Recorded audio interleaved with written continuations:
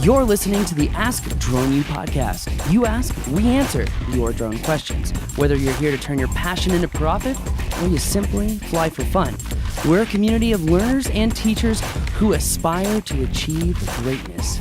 We are Drone U. Hey everyone, welcome to another epic episode of Ask Drone U. As we sit here today on Rob's 27th birthday. Happy birthday, Rob. Thank you very much, Paul. You're welcome. It's a good day. Yeah, I feel 27. Well, you look 27. Both maturity-wise. That would mean that you're younger than me. Wait, maturity-wise? Are we swapping personalities today? That's funny. Oh, no, it's a good day. Yeah. Well, I'm glad it is a good day. And guys, you are listening to episode number 642. Awesome. We're happy to have you guys here today. Thank you so much for listening. If you're an avid listener, please leave us a review on iTunes, Stitcher, or wherever you download podcasts. And if you have a question, go to askdroneu.com and upload that question, and we will answer it. Also, if you have a lot of questions and it's the weekend, you're listening to this in your off time, and you're like, I just really want to know this one question. Like I got a question this weekend on Twitter. Mm-hmm. And if you're a Drone U member, you know, you're going to have access that other people just don't have. And right. The access is to that community of a lot of experienced pilots who are willing, able, and ready to help you lower your learning curve, but also get questions answered when it's almost the most critical time. In fact, if you're not a member and you ask a question to the support team over the weekend, you're probably not going to get an answer because, well, we have families too.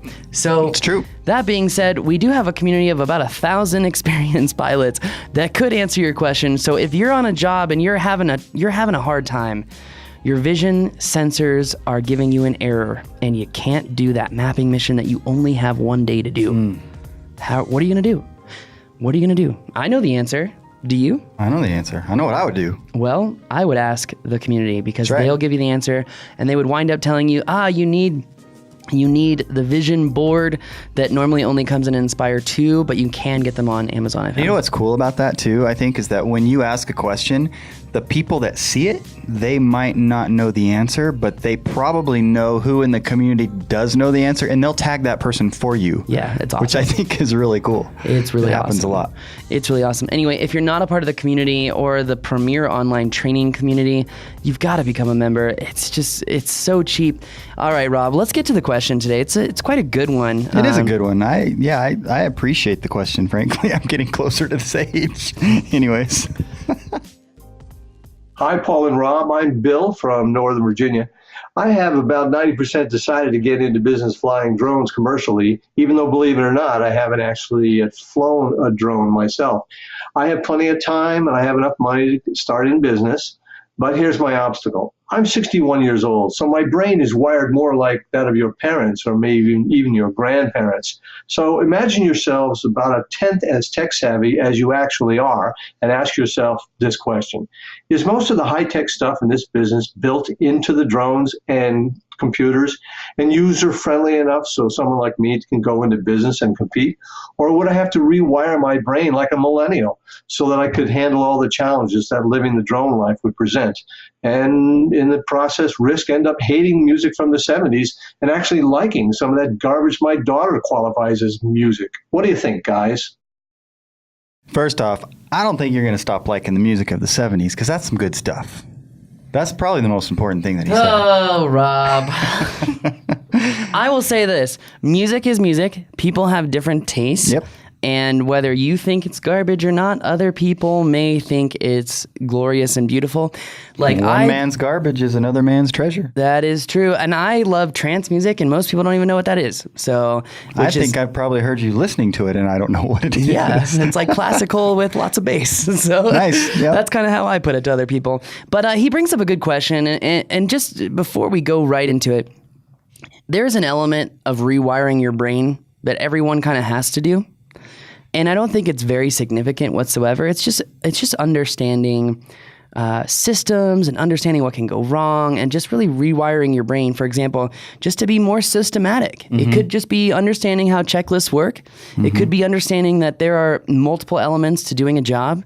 It could be understanding something as simple as I'm only going to file an airspace authorization when I have a client instead of the opposite, which I'm going to file airspace authorizations for everywhere in 500 miles. So if I get a client, I can serve the client. Sure. So there's a little bit of rewiring that I think is necessary no matter what stage of life you're in, which, by the way, my parents have 14 years on you. So there you go. And you know, I would say that this just fits into the kind of person who loves learning, right? True. And so, and I take that as you, Bill, the fact that you're even thinking about this, having never flown a drone, I mean, clearly there's going to be a learning curve. You're obviously aware of that. So it's just another learning curve. And lower that learning curve significantly with the community. Yeah. You can go through all of our content from learning to pass the 107 to the 107 operations class to the getting an airspace authorization to the drills and exercises. I mean, nowhere else has all of that in one package. And on top of that, we have so much more. So that being said, if you really want to lower your learning curve, you can do it inside of the community. But, you know, one thing I think is really important, he said, you know, is a lot of this technology built in. It is built in. Mm-hmm. But if you do not fundamentally understand how the systems work together, you could have significant risk at hand. What am I talking about?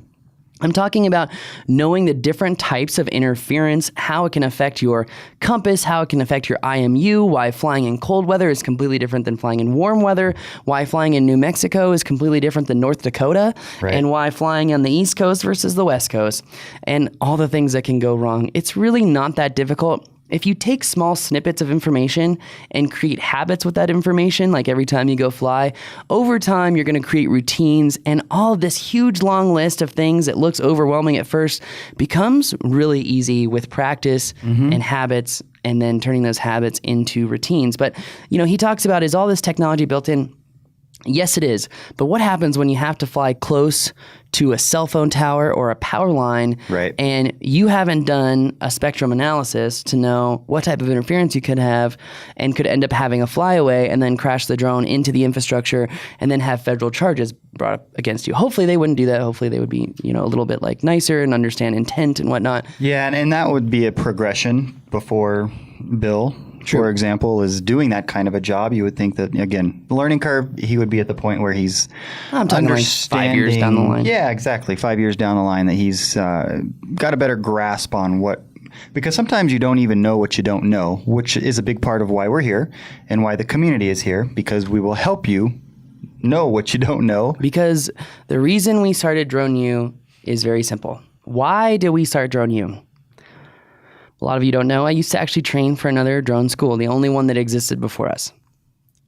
And honestly, the people there had no practical flight experience. It was just teachers from the military, and I mean, it was bad. We wanted to provide practical information because we genuinely like helping people. I can't say that enough. There is no greater feeling than flying with someone and seeing when something clicks, when they finally understand it and they become a better pilot on the spot right there. I mean, you know what I'm talking about. Like, think about, you know, I always think about Jason Flakes and Josh Baker. That was so much fun. That really was. Just kind of watching them as they went through that particular day and just get more and more comfortable as the day went along with some subject tracking, which isn't really easy to do. No. And you could just see they got more and more comfortable because it was repetition with the coaching.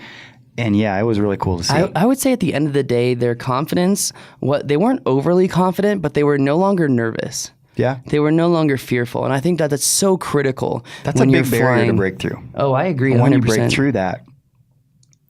I agree 100%. So anyway, actually, we may have a new subject tracking class coming up. We will see if that even happens. But I hope that answers this question. Do you think we did a good job? I hope so. The bottom line is, Bill, this is absolutely doable. There are 100%. I don't know how many, hundreds, thousands, a lot of people in your very same boat that are doing it and being successful with it. And we see them. I'm not just saying that randomly or without knowing, but we've seen those folks. True. In fact, there were some of those folks at the fly-in that were relatively close anyways to the age that Bill said he is. And they're all, in fact, I know there were a couple that were at least that age. So it's very doable. Yeah. Absolutely. Age, you know, it's so funny. My dad. That's really not even relevant. It's really not at all. And I don't mean that offensively, Bill, but just to say. Although it is my favorite comeback for angry drivers. I had this guy on Paseo driving down, and he was going like less than the speed limit on the left lane. And he was like, if you ride my butt like that, I'm going to come after you like a bumblebee. And I was like, I really question that, man, because you look like a total geriatric. Like, I think I could outrun you all day long, but I was just trying to get you to go to the speed limit. And he was like, it was just like, have a good day, dude. Like, don't take it too seriously. But, you know, and I also think of right before my grandparents died, about 5, maybe even 10 years before that, they refused to travel on planes. And I understand because of what travel has come into. I wish they had Southwest in New England. But, you know, my dad always said, you know, my parents only limit themselves and it's in their mind because they can still do everything that they could 10 years ago, if not better. Right. And then now I continue to tell my dad that story about how he talked about his parents. And I say, well, now you're saying that you're old and you can't do these things, but have you tried? Right. And on that, so here's my approach to this whole concept of can I do the newest and the latest? Number one, I'm not going to tell myself that I can't. I mean, that's just ridiculous, right? But number two, it's about establishing a pattern in my life of always learning new stuff, such that I never reach a point just based on momentum alone that if something new comes at me, it might take me longer than it would take Paul to learn, but I can do it because I've trained myself. Just learn, figure it out. And be comfortable, and you don't have to compare yourself to other people. It was like you were talking about your kids, and you were like, you know how you showed me when you're driving and your RPMs don't even go up, but you're accelerating, and you're like, that's like my oldest son. You know, he just picks up stuff. He doesn't have to really try harder. He can just accelerate without trying harder. But then I've got the next son who, man, he's got to tick those RPMs up to 4,000 in order to speed up. Everyone's different, and that's okay. That's what makes us beautiful and unique. And you just have to accept your downfalls and believe that you can overcome them. And if you want to, you can. And it may be a struggle, but be okay with the struggle. Yeah, absolutely. And so since we're philosophizing a little bit here, Bill, I would say the industry needs you because the industry needs people with experience, business experience, other industry experience, people experience. Which is a huge advantage to a lot of the new guys who are just getting into drones because they're super excited and giddy. Okay, and you know who I'm talking about. So I would say that, you know, age does come before beauty, but wisdom trumps all other characteristics. Absolutely. On that bombshell, that is going to do it for us today. Bill, I'm excited to see you in the community. I hope that we get a chance to interact with you more. And good luck, my friend. And if you need any help, let us know. And if you have a question, go to askdroneu.com and upload it right now. That's going to do it for us today. My name is Paul. I'm Rob. And this is Ask Drone U.